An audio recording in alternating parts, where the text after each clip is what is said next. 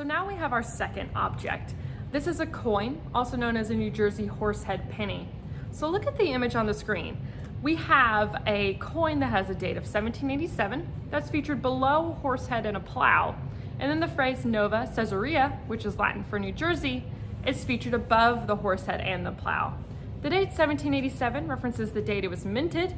However, 1787 is important to New Jersey because December 18th, 1787, New Jersey earned official statehood. And on the reverse side, we have a shield with the phrase E pluribus unum.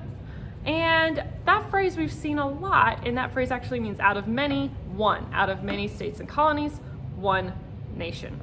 So we're looking at this coin and we're saying, we've seen these phrases before, we've seen these symbols, but what do they mean? What is their relevance to the United States in the formation of the United States? What is their relevance to New Jersey? Now first, we do have an original sketch, the design of the Great Seal for the United States done in 1776.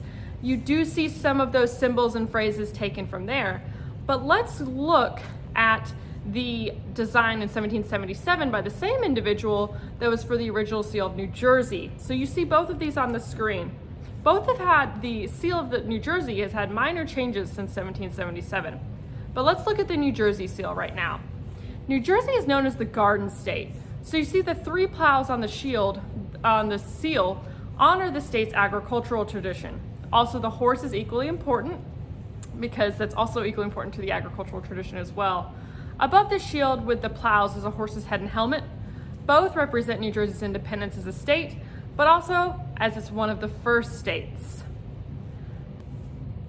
But we also want to know, what does this coin tell us about economic exchange in the early republic? Credit was vital to the colonists and individuals in the early republic. And we want to know, how did people make purchases? How did they work together? Now, colonists made purchases on credit, cash, or barter. Now, we have to understand, hey, credit was done when you're delaying payment until a later date. Monetary arrangements in use in America before the Revolution really varied.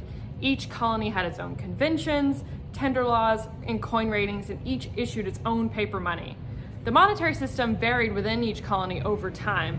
You also have to think people were operating in pounds, shillings, and pence, and then eventually we shift over to dollars and cents. And you see that a lot in some ledgers and receipts of the time. And it's amazing to see how these individuals can shift from pounds, shillings, and pence and then total everything out to dollars and cents.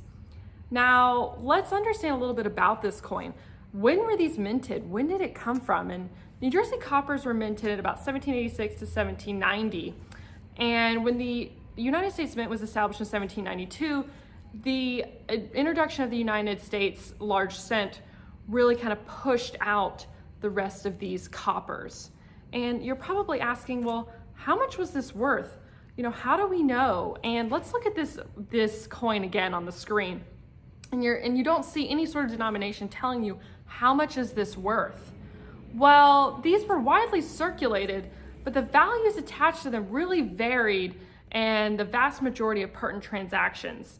So we really don't know, but in many circumstances, the values of these coppers were determined by the parties to their respective transaction, who were sometimes influenced by state law and local customs. So as you can tell, we probably don't know unless we really study these primary source materials. But you're also probably asking, why was this saved? And what do we know about this? And really looking at this coin, we can ask so many questions, and we want to know more about the economic exchange. We want to know where the material was sourced. What are these specific materials? What does this mean? And why? We keep asking all these why and what questions. And that's what makes you a historian.